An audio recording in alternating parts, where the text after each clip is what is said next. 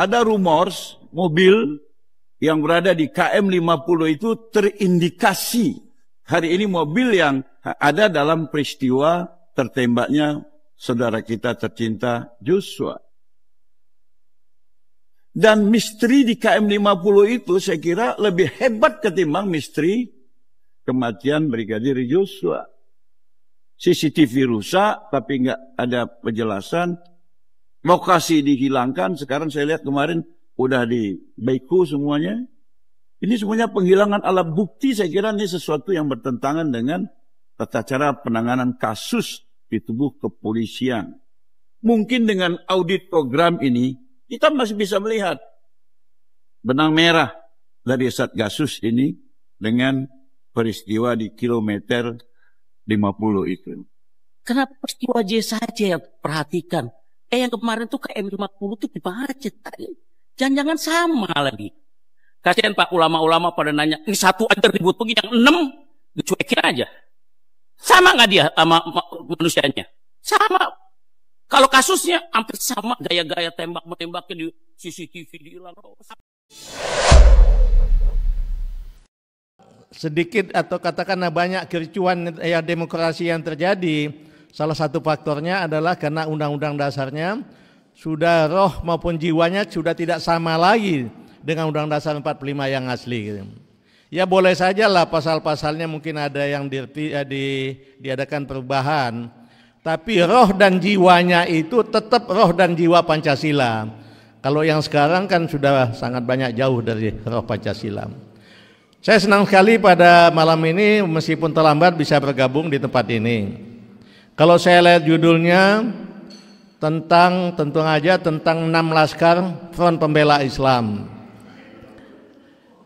Saya bisa katakan bahwa saya Jenderal Purnawirawan Fahrul Razi, mantan Menteri Agama Republik Indonesia, pada saat saya Menteri Agama pun saya belum pernah kumpul-kumpul dengan anak teman-teman FPI, belum pernah mendengar ceramah di tempat mereka, dan belum pernah juga memberikan ceramah di Front Pembela Islam. Tetapi kalau berbicara tentang 6 laskar yang diduga kuat dibunuh secara tidak tanpa hak atau dengan melawan hukum atau dalam bahasa yang umum dengan sewenang-wenang, itu pantas dan harus diusut sampai tuntas, dan pelakunya maupun yang melakukan peserta melakukan pembunuhan maupun yang memerintahkannya harus dihukum dengan seberat-beratnya. Tidak boleh didiamkan. Kita negara hukum.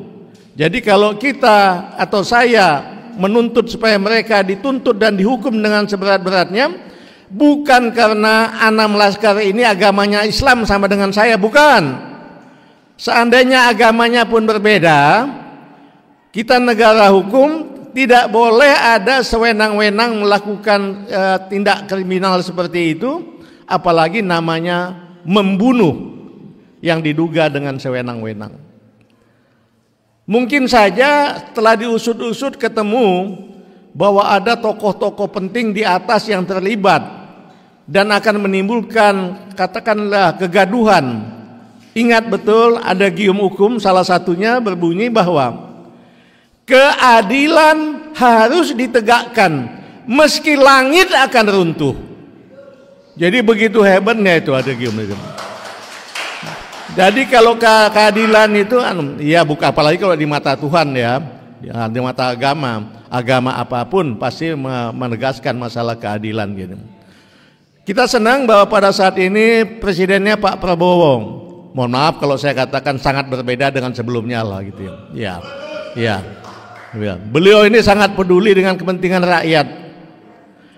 Beliau sudah menyatakan berkali-kali beliau ingin rakyat Indonesia semuanya hidup dengan sejahtera. Tidak ada yang miskin, tidak ada yang mengalami perlakuan sewenang-wenang. Nah, kesempatan ini kita sampaikan ke Bapak Prabowo, Pak, tolong betul-betul diusut secara tuntas, Pak, dan dijatuhkan hukuman dengan seberat-beratnya. Kembali saya garis bawahi, keadilan harus ditegakkan meskipun langit akan runtuh. Terkait kasus KM 50, Pigai dulu bilang begini, kenapa Komnas HAM tidak dinyatakan sebagai pelanggaran HAM berat? Ya itu kan tergantung niat aja. Kalau zaman saya direkomendasikan jadi pelanggaran HAM berat. Jadi suaranya kan pakai masker waktu zaman pandemi, tidak begitu jelas, tapi kurang lebih kalimatnya begini ya. Kalau zaman saya ini saya rekomendasikan jadi pelanggaran HAM. Nah sekarang jadi Menteri HAM. Kita tagih janjinya ya. Kita dengar. Tidak apa-apa. Ketika dia bilang pelanggaran HAM, maka pelanggaran itu biasanya dalam konteks konstitusi HAM itu adalah aktor negara. Maka Komnas HAM menyatakan itu aktor negara. Ini yang penting. Kemudian soal kenapa Komnas HAM tidak menyatakan pelanggaran HAM berat? Ya, itu kan tergantung niat aja. Itu niat. Kalau zaman saya, tim kerja yang menyatakan pelanggaran HAM itu saya pasti rekomendasikan ke paripurna untuk diangkat dari HAM berat. Kalau Komnas HAM menyatakan HAM berat itu tidak berarti final dan selesai. Tidak. Selanjutnya adalah Komnas HAM harus menguji apakah terbukti HAM berat atau tidak terbukti HAM berat. Oke, intinya Pigai mengatakan kalau di zaman saya maka saya akan rekomendasikan KM 50 itu sebagai pelanggaran HAM berat. Barangkali harus termasuk juga dengan kejuruhan ya. Nah sekarang kita tagih, Anda sebagai Menteri HAM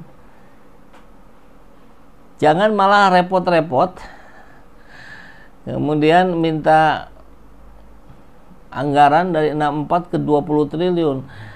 Ini juga menjadi pertanyaan bagaimana kapasitas dan kualitas dari isi kepalanya Pigai. Coba kita dengarkan. Jadi Bivitri Susanti ini lagi bahas apa gitu ya. Kemudian direspon oleh Pigai membahas tentang pembelaan terhadap Jokowi. Padahal lagi nggak bahas itu gitu. Coba kita dengar. Seru juga ini. Adalah demokrasi yang dibuat-buat. Nah itu satu tuh myth busting yang pertama yang saya kira kita harus tegaskan terlebih dulu. Oke, sebelum masuk ke yang kedua saya mau nanya ini, yang penting ini. Fakta-faktanya ada nggak? Sudah dibilang duga. Makanya saya bilang dugaan dan ini yang akan mengantarkan kita pada hak angket nanti. Oke, saya mau tambahin sedikit 1 menit Pak ya. Yang pertama, kalau itu pemerintah, ya, menteri dari koalisi 1 dan 3 itu semuanya hampir 14 orang ya. Kalau Pak Prabowo itu menterinya cuma 6. Oke, hubungannya dengan apa yang saya sampaikan? Ada anggaran 300 triliun mereka pakai. Itu nanti kita kalau cek Pak dalam hak Prabowo, angket. Saya kira ruangannya bukan di sini. Dengar dulu. Pak Prabowo 147 triliun. Yaitu Kementerian Pertahanan 139 triliun ditambah dengan Menko Perekonomian, olahraga dan bingung Bivitri Susanti nih. Kurang lebih 2-3 triliunan kecil. Jadi ini maksud Anda bahwa APBN dipakai oleh partai-partai yang ya, ada menterinya. Sesuai dengan undang-undang mereka adalah pengguna anggaran, you know. I know, ya. Tapi Anda nggak nyambung. Pengguna anggaran sebagai anggota partai. Anda itu nggak nyambung. Kabinet berhak kapan saja dia bisa gunakan untuk kepentingan. Nggak bisa Pak. Nomenklatur anggaran ada, paham nggak APBN? Siapa pengguna presiden? Loh. Enggak. Penggunaan anggaran nomenklatur itu ada aturannya Pak, bukan kayak duit di kantongmu. Saya di pemerintahan berapa tahun? Saya pegawai negeri 18 tahun di Kementerian Tenaga Kerja. Bisa nggak ada ambil uang yang ada di bank? Artinya kalau di tempatmu mungkin bisa. Kalau di tempat lain penggunaan anggaran ada proses, paham nggak? Ada audit, ada inspektorat. Kewenangan kementerian. Kalau emang Risma bisa diperintah Jokowi? Bisa dong. Presiden kan kepala pemerintahan. Kepala pemerintahan. Tapi kan dia yang tanda tangan pengguna anggarannya. Loh, KPA-nya. Anda tahu nggak kemarin prosesnya? penyaluran sembako ya non BLT itu oleh Badan Pangan Nasional langsung dibawa kendali Presiden. Anda tahu? Badan Pangan Nasional siapa kepalanya? PA-nya siapa? Hubungannya Ya, apa makanya. dulu nih? Jadi kita Jadi, relevan. Kan Anda itu begini, nanya apa sih? Kalau semua menyalahkan kepada Pak Jokowi itu tidak benar, bahwa Ini sedang ngomong ada apa sih 15 Anda ini? menteri, ada 15 menteri. Hubungannya apa? Kader 01 dan 03. Hubungannya apa? Anda mau bilang mereka korupsi menggunakan Eksesif. APBN? Gini ya, eksesif Enggak, power. selesaikan dulu pertanyaan Yang Anda. power. Yang Apakah Anda menuduh Ya. ya bahwa menteri-menteri itu menggunakan APBN untuk pemilu? Loh. Berpotensi. Ya kalau gitu kita angket, Pak. Potensial. Ya kita angket. potensial. Ya, dan ukur juga menteri-menteri dari partai yang lain, tapi itu bukan topik yang kita bahas. Iya, bukan protokol. Anda minum kopi dulu lah. Kurang ngopi Anda. Iya, jadi iya. Oh, tapi begini, saya mau luruskan juga. Kalau menang kalah dalam debat itu ukurannya adalah keras-kerasan suara dan banyak-banyakan ngomong, keliru juga sih. Karena kita harus fokus pada substansinya apa. Jadi harus relevan sebenarnya semua pernyataan itu. Nah, jadi sekalian saya ingin soal keduanya sebenarnya juga untuk membantah sebuah cara pandang yang menyesatkan sekali kalau kemudian nggak ada yang bantah. Tadi dikatakan oleh Pak Pigai bahwa kalau Anda nggak setuju dengan ini semua, keluar aja ke negara lain. Oh, nggak bisa. Dalam demokrasi bukan seperti itu. Sebenarnya sangat disayangkan sebagai seorang yang mengerti HAM. Sebagai orang yang mengerti HAM, kan harusnya juga paham bahwa kebebasan berpendapat itu juga bagian penting, bahkan penting sekali dalam demokrasi. Saya menyatakan bukan tidak setuju, tidak taat hukum. Tidak taat hukum. Ya, Baik. taat. Jadi semua orang yang melakukan civil disobedience harus keluar dari negara ini, Pak. Hah?